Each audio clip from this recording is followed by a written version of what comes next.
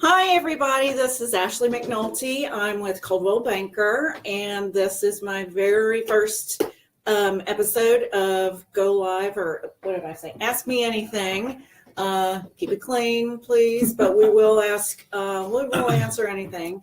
Today, I am with Alan John, and he is our broker with a guaranteed rate here with Coldwell Banker, and we partner with them.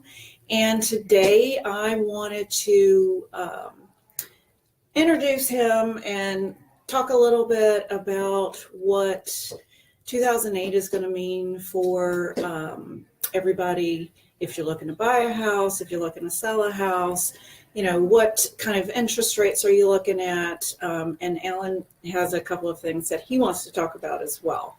So that said, it doesn't look like we have anybody joining us just yet. So we're just gonna sit here and talk. Oh, there's Mary. Hi, Mary. Hi, Mary. That's my neighbor. I love her. Hi.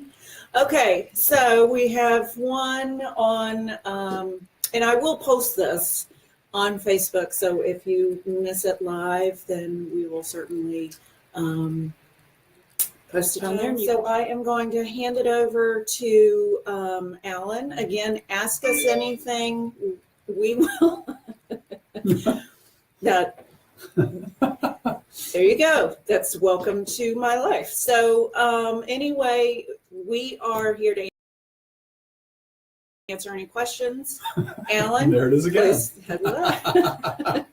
So here we go. Hi everyone, I'm excited to be here. Thanks for having me, Ashley. You're welcome.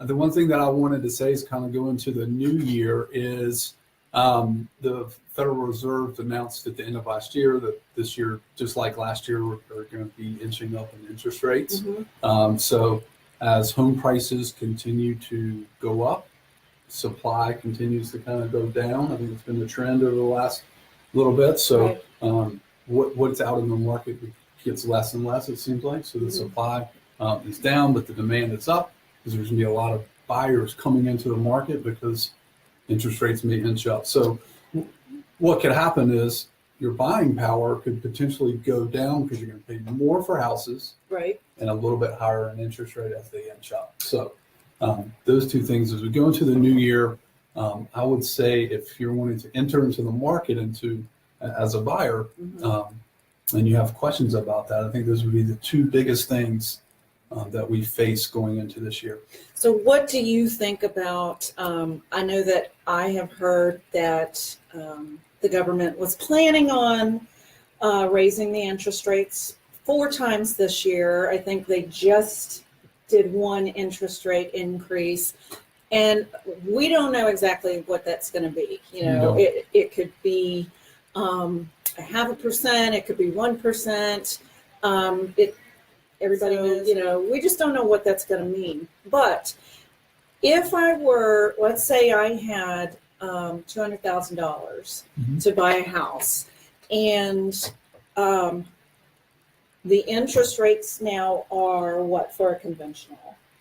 Their interest rates are in the low 4s for a conventional rate.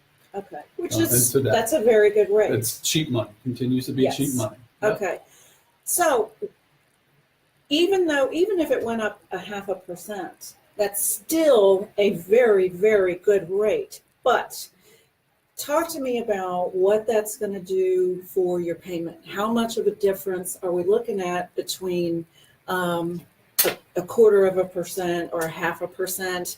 Because if you've got, coming from the realtor point of view, if you have $200,000 to spend on a house and the interest rates go up, that's going to narrow down what you can actually spend on a house, which also means that the number of houses that you have to choose from are lower. We actually, Joseph says, always thought Facebook was for social media, not work. Thanks. This is work? This isn't work. This is fun. We're having fun, Joseph. being in the Charlotte area, I am in North and South Carolina, in the Charlotte area, and I know I just looked it up, Alan and I. The market, the number of homes that are on the market right now, what we call the month supply, has significantly gone down. So from 2014, we probably had, what did I say? 11 months, 11 months, yeah. of inventory. Now we have less than 6 months of inventory. Less than 5, wasn't it? Yeah, 4 point something. Was it? Yeah. 4 point something. Anyway, what that means for a buyer is it's going to get harder and harder and harder for you to find a house in your price point, unless you're, in my opinion, at a much higher price point. It's going to be a little bit more difficult. However, let's say hypothetically there's a house today, let's take your example, 200,000 okay, today, right? Let's say interest rates are 4%. Mhm. As we move into the spring market, which everything picks up, right, that $200,000 house now becomes, because of demand and less supply, now can sell for 225, Mhm.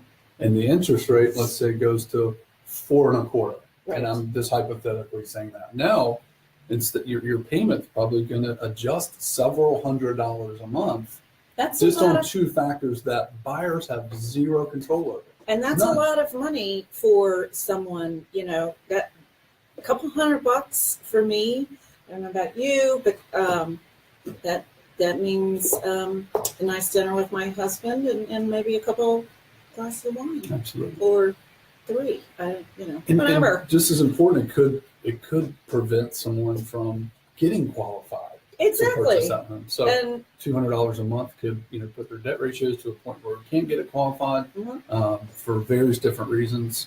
So it can really, really affect your buying, and I call it buying power. Buying power is how much can you buy at what price, Right. and then the interest rate affects both of those things. Right. Right. So Right. in the home prices, when qualifying for a home or finding the home that you want to find, those two factors are really out of control of the buyers. Exactly. Mhm. So you mentioned debt to income ratios, and I think a lot of people don't understand. They say maybe they're renting right now, and you're paying $1,500 a month in rent, and you can manage that. But when you go to purchase a home, it's a whole different ball game, because they're looking at when we say debt to income ratio, we mean how much money are you bringing in and what is going out, and that includes credit card bills, car payments, installment loans, student loans, everything. child support, alimony. What it isn't is water, cable, your month to month things that are utilities. So like Netflix wouldn't be considered. Yeah, Netflix isn't, Okay. but it's your credit card debt. Okay, good. Okay, so Netflix is safe. So anyway, does anybody have any questions? I see there's a lot of people here from the Atlanta area, and these are all of my friends that I love and adore. And ATL. yes, we love it, but I'm sorry, I hate the traffic. So we don't have that here. So anyway, Alan, do you do Atlanta? Absolutely. You do. Absolutely. Do you do all over the country? We are a national mortgage lender. Okay. We lend in all 50 states. Well, that's good to know. Now, you also mentioned to me, well, I'll go back to this. A lot of times, as a realtor, I'll have a client that they're not pre-approved when I first speak to them. And so I will give them about 3 or 4 names, or sometimes they just say, I'm going to call my guy. Okay, that's great. But maybe they don't get approved, or there's something about it that they don't like. One of the really nice things that I really like about Alan is that I can take these clients who may have a problem getting a loan with other companies, and he can sit down with them. Somebody just waved. We're basically in a fishbowl. So, but I can get them in touch with Alan, and he can sit down with them, talk to them, educate them a little bit more about the loan process, what they need to do to get to where they need to be. And sometimes what other lenders may not be able to approve, Yeah. you might be able to do it. It's very possible, and I do that a lot. And to piggyback on your point, what a lot of people, when they go to and they apply for mortgages, it's either, they feel like it's either a yes or a no, right? So Right. either I got it or I you don't. go and then you got it, and then that can really frustrate people when and it can stop a lot of people from actually entering the buying market because they have a fear of being declined. Right. Everybody has that. We all have you a fear that. of being declined. So Who doesn't? yeah, exactly. With me, it's not yes or no, and hopefully it is yes. Hi, John. And if it's not yes today, it's when. What can we do to put you on a path to home ownership? Right. So that's more of the language that I use as opposed to, denied. Yes. Right? No, it's if we can get you approved, great. We'll get you in the market. We'll hook you back up with you, and you can get out and show them houses and do what you do best. And if it's no, then I communicate That's that questionable. to you. And I appreciate that because I have a lot of clients who I do a lot of first-time home buyers, and I love first-time home buyers Me because too. they get so excited, and it's the biggest purchase that they're ever going to make, and they have so many questions, and then it comes down to the mortgage process, and they say, oh my God, this is becoming a terrible process, or they keep asking me for all of this information, and they don't understand. And I think if they've been told no once, they may just say, okay, that's it, I'm not going to try again. But I tell people, just because you've been told no once, you got to talk to other people, because every financial, We're different. they're all we're different. They all have different standards. I mean, the interest rates that you're going to get, I'm sorry, that's pretty much standard across the board for the most part. For the most part, yeah, For the most sure. part. That's a fair statement. But the one thing I tell people is you may have been told no by somebody else. Somebody else might say okay, or they may actually take the time to say, they'll look at your credit or whatever you've told them and say, we can't say yes to you right now, but take these particular items. Here's what I want you to do. And then in 6 months, you'll be able to purchase that home.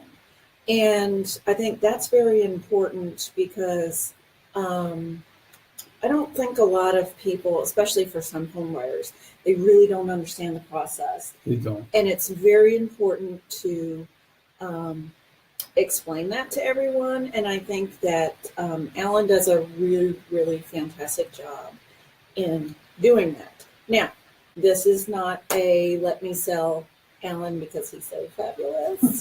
This is, we wanted to answer any questions that you might have.